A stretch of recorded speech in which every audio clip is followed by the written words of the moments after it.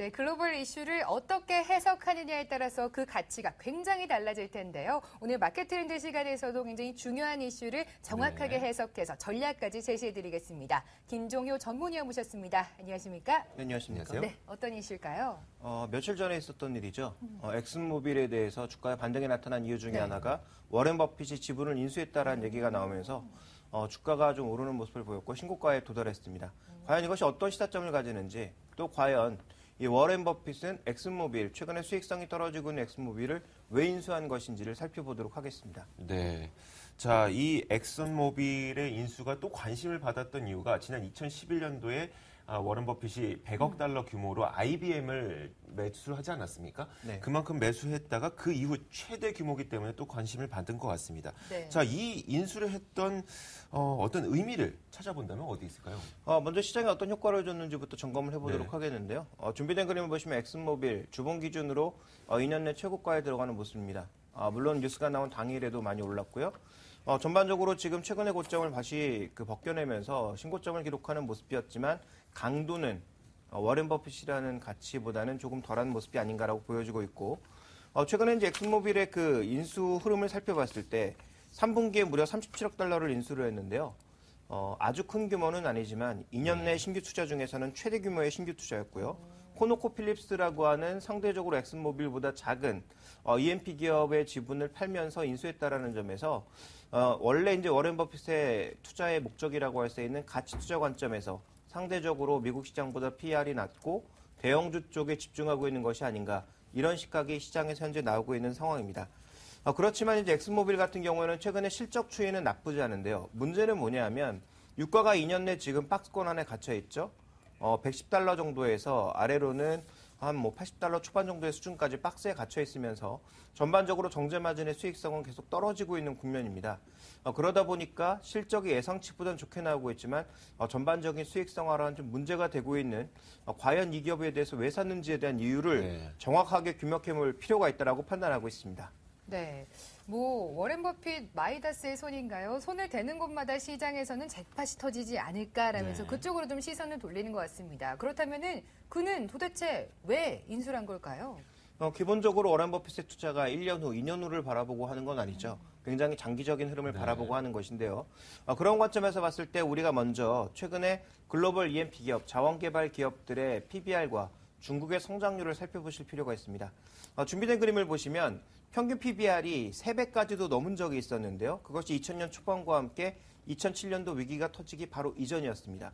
이때 중국의 성장률이 무려 14%까지 치솟으면서 전반적으로 자원개발 기업들, 중국이 세상의 모든 자원들을 끌어갈 듯한 모습을 보이다 보니까 굉장히 고평가를 받았지만 중국의 성장률이 지금 7%대로 떨어지고 있고 전망치도 이제 7% 초반으로 보여주고 있기 때문에 이런 관점에서 보여준다면 이제 PBR이 이때처럼 크게 오를 가망성은 없다라고 봐야 되겠죠. 물론 아프리카라든지 동남아시아라든지 여타 국가들에서 다시 수요가 늘어나긴 하겠지만 중국만큼의 폭증은 나타나지 않을 것 같고요.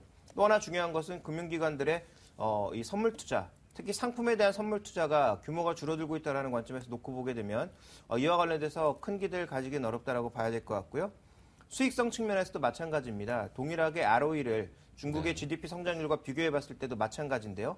중국의 GDP가 최고점이었던 이 시기에 ROE 자체도 거의 30% 이상을 기록하면서 최고치를 기록한 이후 현재는 15% 내외로 일반 제조업 정도의 수준으로 떨어지고 있다는 거죠. 그렇다면 과연 워렌 버핏은 왜 인수를 했는지 살펴볼 필요가 있을 것 같은데요. 결국은 우리가 장기 투자를 위해서 생각해 봐야 되는 것은 수요가 늘어나거나 아니면 신규 투자가 확실하게 확대되고 있는 그런 기업을 봐야 되는데요. 지금 EMP 기업들의 신규 투자는 늘어날 수밖에 없다고 판단하고 있습니다. 그 부분에서 우리가 가장 먼저 봐야 되는 것은 준비된 그림을 보시면 중국의 석유의 수입량, 생산량이 나오는데요. 중국 같은 경우에는 지금 생산량을 크게 늘리기가 어렵습니다. 그렇다면 향후에도 전반적으로 순수입량은 계속 늘어날 가능성이 높고요. 중국의 자동차 숫자가 확대되고 있는 상황이기 때문에 휘발유 기준으로의 수요는 더 빠르게 증가하고 있다는 거죠. 그래서 앞으로도 중국은 느린 속도로 증가하긴 하겠지만 꾸준하게 석유의 수입량은 증가할 것이다. 그렇다면 기본적으로 수익성은 과거 대비 떨어졌다고 하더라도 수익을 못 나는 적자 회사로 돌아서는 그런 관점은 아니다라는 점. 이 점이 이제 가장 중요한 포인트라고 판단하고 있고요. 그다음에 이제 신규 성장 부분인데 뭐 이미 여러 번 소개가 되었습니다만 미국의 셰일가스 개발, 이미 노란색으로 표시되고 있는 지역들은 이제 막 개발을 시작하고 있는 지역들, 캐나다라든지 남미 지역 쪽이라든지 중국이라든지 아프리카 일부 지역들에서 이미 개발이 시작되고 있는 상황이고요. 미국과 캐나다 동부, 그다음에 호주 쪽은 이미 상업 생산을 하고 있습니다. 그러니까 이 셰일가스 쪽에 신규 투자가 계속적으로 이루어지고 있기 때문에 E&P 기업들이 돈을 계속 들어가긴 하겠지만 향후 돈을 벌 수 있는 무언가 사업들이 존재하고 있다는 거죠. 자, 그리고 좀 더 멀리 보면 어떤 것들이 기다리고 있느냐. 바로 메탄 하이드레이트라고 하는 것이 기다리고 있는데요. 이 메탄 하이드레이트의 부존량을 지금 보시면 석탄, 석유, 가스의 총량보다 몇 배나 더 많습니다. 그러니까 이 관점에서 본다면 메탄 하이드레이트의 개발을 향후 어떻게 해내느냐가 굉장히 중요한 그런 관점인데요. 지금 글로벌 시장 내에서 분포를 보시면 주로 이 북미 지역에 많이 분포되어 있고 일부 아시아 지역에 분포되어 있고요. 그리고 유럽 쪽에도 일부, 인도 쪽에도 일부 나타나고 있는 것으로 보여지고 있습니다.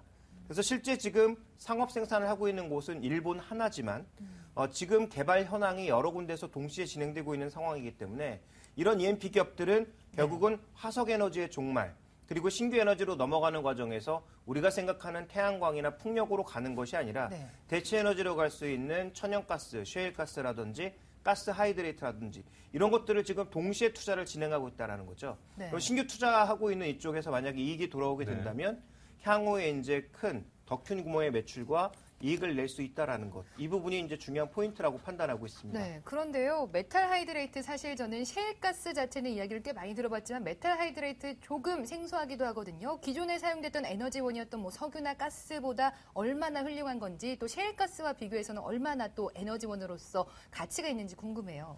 메탄 하이드레이트가 부존하고 있다는 것은 꽤 오래전부터 알고 있었습니다. 근데 개발하지 않은 이유는 딱 한 가지죠. 석유를 개발하는 게 더 쌌기 때문입니다. 그러니까 지금 셰일가스도 마찬가지였죠. 이미 있는 건 다 알고 있었지만 그것을 암석에서 캐내는데 돈이 너무 많이 들기 때문에 기존에 이제 석유를 생산하는 것보다 비용이 많이 드니까 굳이 꺼낼 필요가 없었던 거죠.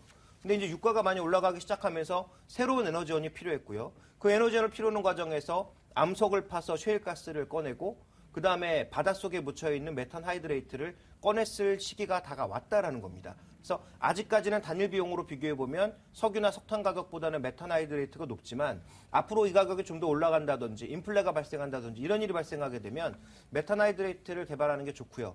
메탄 하이드레이트의 가장 좋은 점은 뭐냐면 청정 에너지라는 것입니다. 실제적으로 이것을 탄소를 분리해내는 과정에서 공해가 발생하지 않는다라는 점. 다만 위험성은 개발하다가 이 메탄이 공기 중으로 날려버리면 기존의 이산화탄소보다 무려 10배의 온실효과를 발생시킬 수 있고요. 만약에 바닷속에서 시추하는 그 장비가 터지게 되면 심각한 바다오염을 낳을 수 있다는 것은 문제점으로 보여지고 있습니다만 어쨌든 미래 에너지원으로서의 개발 여력은 충분하다라는 거죠. 여기에 가장 선두에 나서고 있는 것이 현재 사면이 바다인 일본이고요. 미국 쪽에서도 앞으로 나서고 있는 것으로 봤을 때 결국 워렌 버핏의 투자는 기존의 석유화학 설비 이런 것들에 대한 투자는 단기적으로 배당을 받거나 아니면 어느 정도의 안전마진을 확보하고 있는 기업들에 대한 투자라고 볼 수가 있겠고 미래의 눈으로 봤을 때는 향후 이제 상용화에 3년에서 10년 정도가 걸릴 것으로 예상되고 있는 메탄 하이드레이트라든지 아니면 개발되지 않은 아프리카나 동남아시아 일부 지역이라든지 아까 말씀드렸던 셰일가스 쪽에 E&P 기업에 투자하고 있는 것이다라고 판단해 볼 수 있을 것 같습니다. 네. 자, 워렌 버핏의 엑슨모빌에 대한 투자를 통해서 우리가 어떤 투자의 힌트를 얻을 수 있을까가 더 중요한데요. 뭐 엑슨모빌에 대해서도 워렌 버핏이 뭐 5년이고 10년이고 장기적인 계획을 세우다 보니까 사실 우리나라에 있는 석유화학 기업들이라든지 이런 데에 대한 투자 전략도 단기적으로는 큰 영향은 없을 것 같거든요. 단기적으로 중장기적으로 모두 부정적이고요. 왜냐하면 이런 기술력이라든지 뭐 자금력이라든지 이런 것들이 전 세계 시장에서 모두 뒤로 뒤처지고 있는 상황이기 때문에 단기적으로 장기적으로 저는 모두 부정적이라고 보고 있습니다. 그리고 기존에 우리나라가 만들어내고 있는 설비는 내년에 이제 가동률이 조금 이제 신규 설비 투자가 떨어지면서 가동률이 올라가서 뭐 실적이 좀 좋아진다 이런 얘기가 나오고 있습니다만 실적 추이가 이렇게 떨어졌다가 지금 좋아지고 있는 것이기 때문에 이것이 본질적으로 2006년도처럼 아주 최고치를 찍을 거다라고 예상하는 건 제가 보기엔 좀 말도 안 되는 얘기인 것 같고요.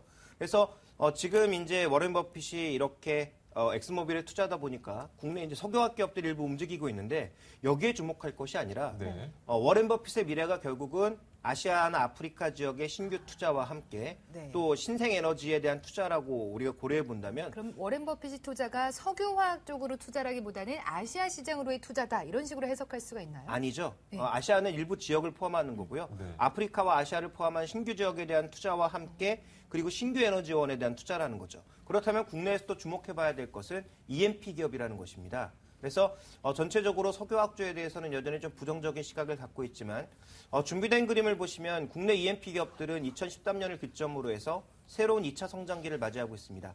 기업별로 봤을 때는 대우인터의 이익이 가장 빠르고 강하게 증가할 것으로 예상이 되고 있는 상황이죠. 미얀마 가스전의 그 수익이 돌아오기 때문인데요.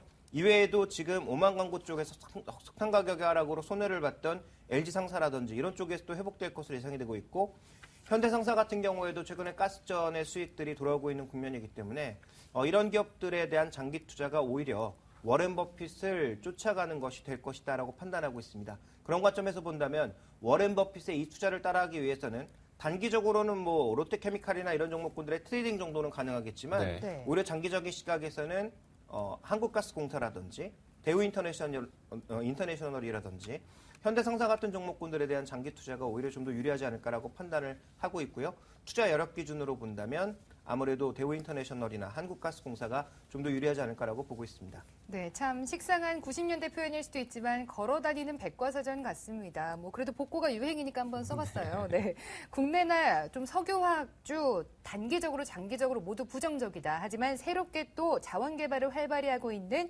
대우인터내셔널이나 한국가스공사, 뭐 LG상사, 현대상사까지는 장기적인 관심 가져보자는 말씀 주셨습니다. 네. 마켓트렌드 김종현 전문위원과 함께했습니다. 고맙습니다. 감사합니다.